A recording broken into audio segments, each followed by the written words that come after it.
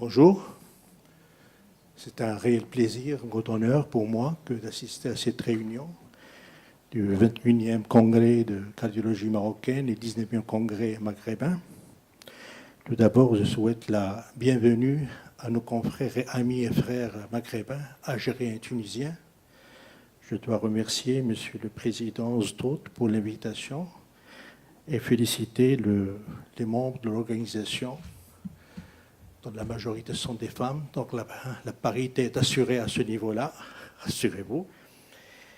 Et donc, je donne la parole en premier lieu au professeur Yasmine Seyed de l'Algérie, qui va nous entretenir sur l'insuffisance cardiaque aiguë en milieu de réanimation. À vous la parole, madame.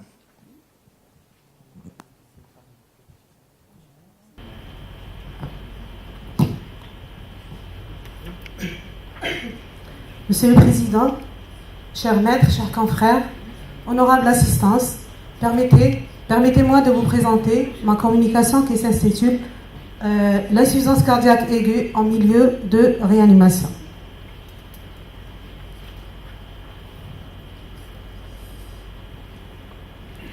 Donc, comme vous savez, l'insuffisance cardiaque aiguë est l'un des motifs le plus fréquent d'admission dans les services des urgences et en réanimation, avec une mortalité intra-hospitalière très élevée et un taux de réadmission très élevé, respectivement de 8 à 25%.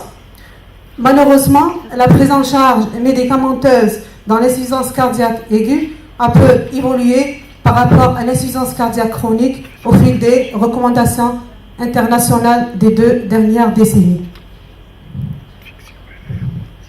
Par définition, l'insuffisance cardiaque, c'est l'incapacité du cœur à assurer la circulation du sang et l'oxygénation des tissus. Les symptômes sont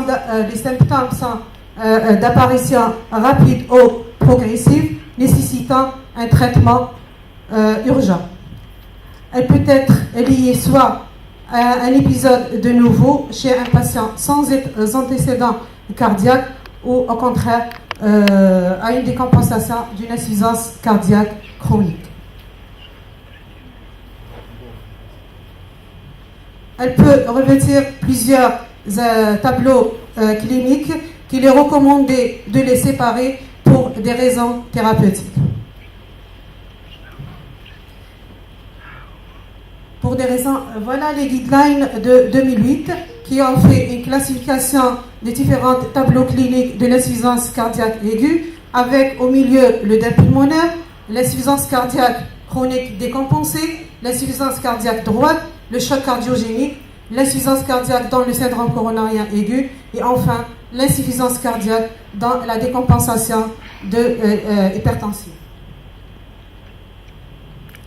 Quelle est la prise en charge thérapeutique de l'insuffisance cardiaque aiguë?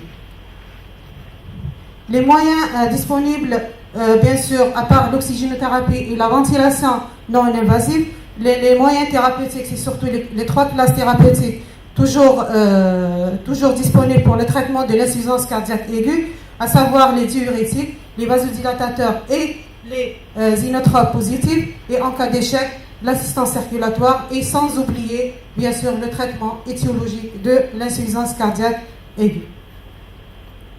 La ventilation non invasive qui constitue un traitement optionnel dans l'insuffisance cardiaque aiguë, elle est surtout indiquée dans les OAP sévères, bien sûr chez des malades conscients en absence d'état de choc.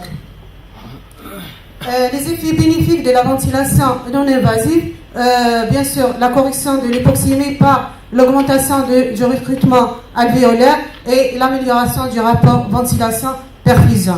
La mise au repos des muscles respiratoires et ses effets hémodynamiques bénéfiques par l'augmentation des pressions intrathoraciques qui entraîne une diminution de la précharge par diminution du retour veineux et diminution de la post-charge par diminution de la pression systolique transmurale du ventricule gauche, et de là on peut considérer la ventilation non invasive comme un vasodilatateur mixte.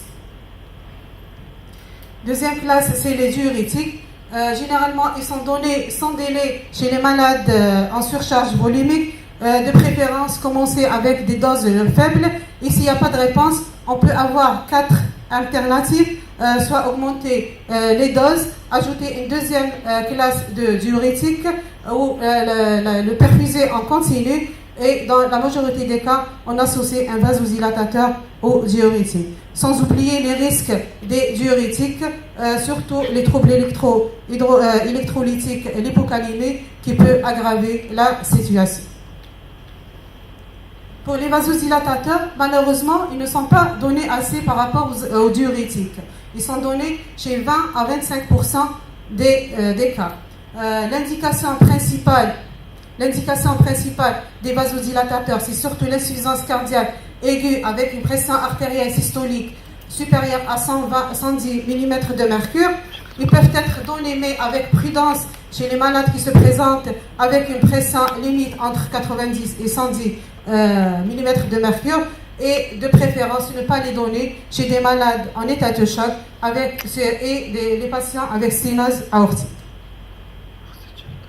Pour la classe des inotropes, généralement ils sont indiqués quand il y a des signes cliniques et échographiques de bas débit cardiaque, parce qu'elle augmente la mortalité par ses effets néfastes, comme vous le savez, l'augmentation de la consommation myocardique en oxygène et les effets arythmogènes qui augmentent la mortalité. Donc de là, l'utilisation des inotropes doit être avec prudence et en fonction du profil hémodynamique, d'où l'intérêt chez ces patients de faire un monitorage hémodynamique précis.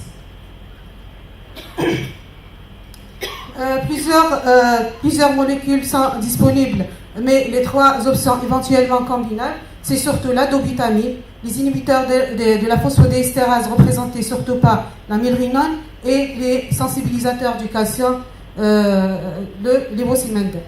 La noradrénaline peut être indiquée s'il y a une dysfonction vasculaire, et bien sûr ne pas oublier d'ajuster et d'optimiser la volémie chez tous les patients avant de commencer tout traitement inotrope positif. En cas d'échec, il y a des moyens d'assistance circulatoire représentés par surtout le ballon de contre-puissant intra-aortique et l'ECMO. Avec le traitement symptomatique, il ne faut pas oublier le traitement étiologique pour améliorer notre patient. Voilà un algorithme décisionnel de prise en charge de l'insuffisance cardiaque aiguë, et bien sûr après une évaluation clinique rapide et paraclinique en fonction de la situation clinique présentée par le patient, donner les médicaments de l'insuffisance cardiaque aiguë et réévaluer votre patient. Dans les années suivantes, on va voir un grand pas possible dans le traitement de l'insuffisance cardiaque aiguë avec les nouvelles molécules qui sont en cours de développement dans les 3 classes thérapeutiques: diurétiques, vasodilatateurs et inotropes positifs. Que disent les recommandations pour la prise en charge de l'insuffisance cardiaque aiguë? Ils recommandent une prise en charge rapide et de préférence en pré-hospitalière.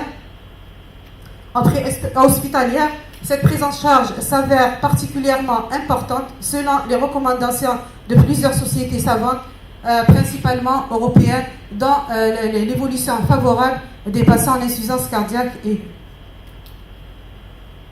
C'est un algorithme de prise en charge générale en accord avec les recommandations actuelles de la prise en charge de l'insuffisance cardiaque aiguë. Une prise en charge rapide est associée à une évolution favorable de ces patients, raison pour laquelle les objectifs de temps sont mentionnés en marge.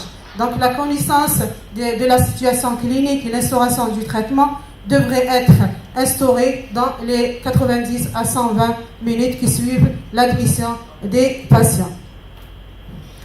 Donc, après une évaluation rapide à l'admission des patients, Une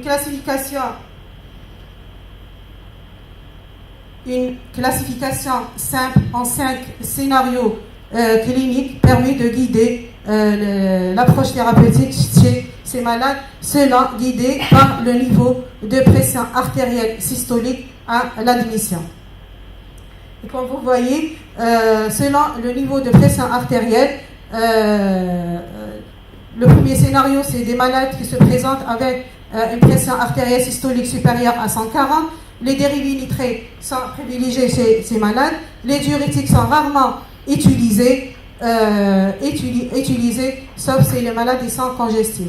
Pour le deuxième scénario clinique, c'est des malades qui se présentent avec des chiffres tensionnels entre 100 et 140. Toujours c'est les dérivés nitrés, les vasodilatateurs, les diurétiques, sauf s'il y a une insuffisance cardiaque chronique. Pour le troisième scénario clinique, c'est les malades qui se présentent avec une pression artérielle systolique inférieure à 100 mm de mercure. Commencer par un petit remplissage avec une surveillance hémodynamique précise. Et si les malades ne s'améliorent pas, on peut commencer les drogues inotropes et vasoactives. Le quatrième scénario, c'est l'insuffisance cardiaque aiguë chez les malades qui font un syndrome coronarien aigu. Et le dernier scénario, c'est l'insuffisance cardiaque droite. Il ne faut pas oublier, avec tous les traitements, d'avoir des objectifs thérapeutiques, comme la diminution de la dyspnée, la diminution de la fréquence cardiaque, le maintien et bien sûr l'amélioration de la pression artérielle, avoir un débit urinaire inférieur à 0, supérieur à 0,5 ml par kilo par heure, et bien sûr restaurer une bonne perfusion.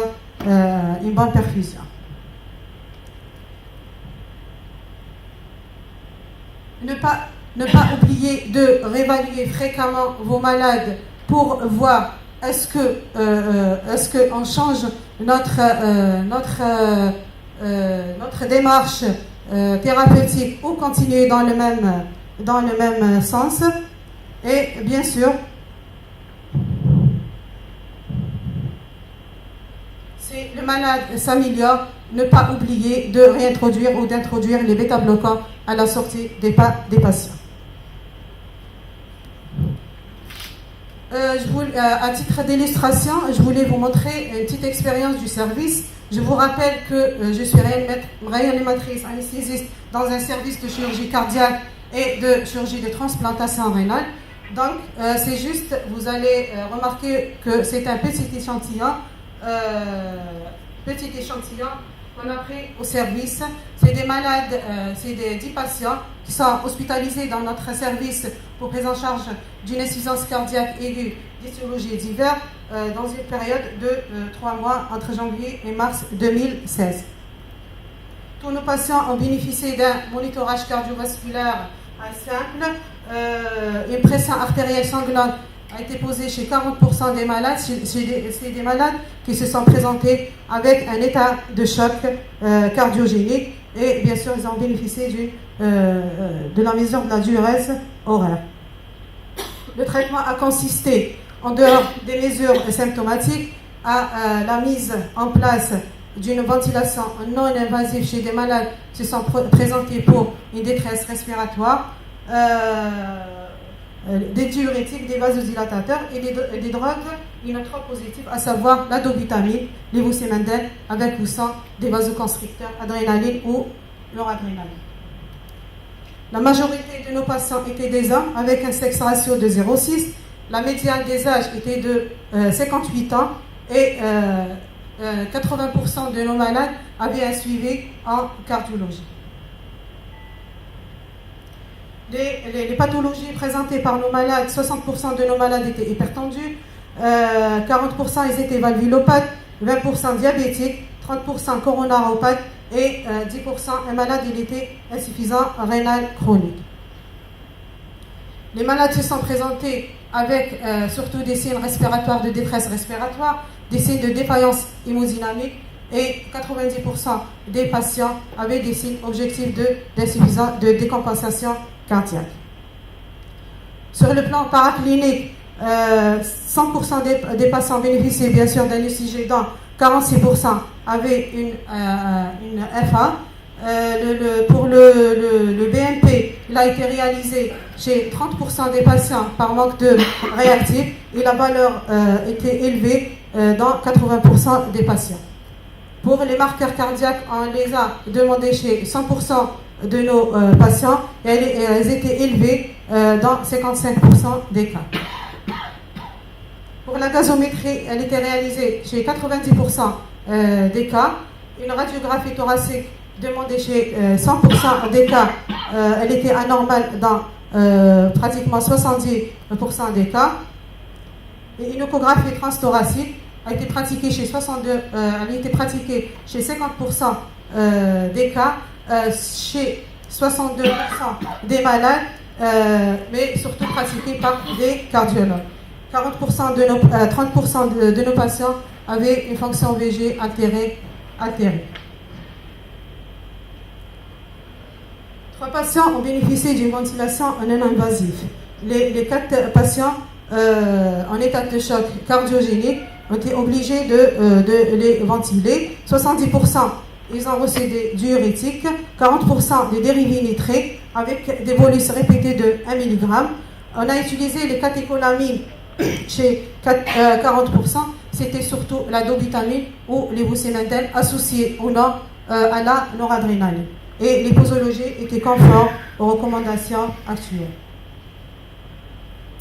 Donc je vais conclure par dire que tout urgentiste et tout anesthésiste réanimateur doit connaître la physiopathologie des 3 plus fréquents scénarios cliniques d'insuffisance cardiaque aiguë, à savoir l'OAP, l'insuffisance ventriculaire droite et le choc cardiogénique qui se voit fréquemment en réanimation.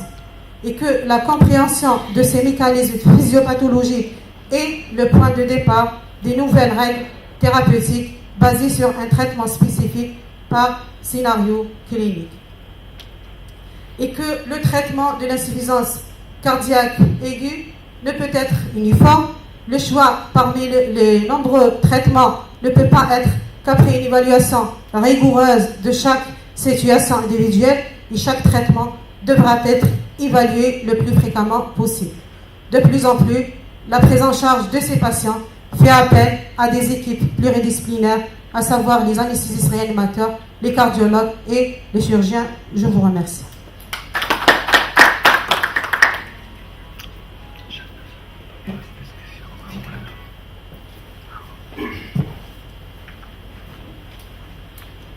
Merci, Dr Saïd, pour cet exposé exhaustif, clair. Je pense que je donne la parole à la salle pour une ou deux questions.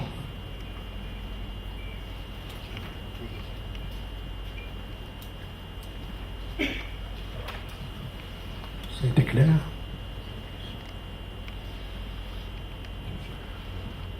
Donc, vous n'avez jamais utilisé d'assistance mécanique, contribution ou mouvement? Non, c'est pas disponible dans notre... Merci madame pour avoir insisté sur la physiopathologie différente de ces tableaux cliniques avec des pronostics différents, mais qui imposent un traitement réfléchi, un traitement rapide et surtout, vous avez souligné la nécessité d'un heart team qui maintenant devient la nécessité, c'est le maître mot de toute pratique cardiologique moderne et responsable. À vous là-bas. Une question pratique, est-ce que les anesthésistes réanimateurs ou les réanimateurs font une formation en échographie cardiaque? Parce que j'ai vu qu'il y a quand même sur les 10 patients, il y en a 4 qui n'ont pas eu une échographie, alors que normalement l'échographie devrait être même pour les urgentistes. Peut-être je suis excessif et je lance une polémique, on l'a lancé même en Tunisie, mais je veux dire, c'est un outil qui est indispensable pour le diagnostic et le suivi. Il est inconcevable qu'on reste en 2016 à attendre ou bien exiger la présence et la pratique d'une échographie dans un délai très court. Avant systématiquement, c'était le cardiologue qui faisait l'échographie pour tous nos patients. Dernièrement, la formation d'échographie a été lancée espérant les prochaines années, vous allez voir un travail où la réalisation de l'échographie est faite par des réanimateurs, 100% réanimateurs.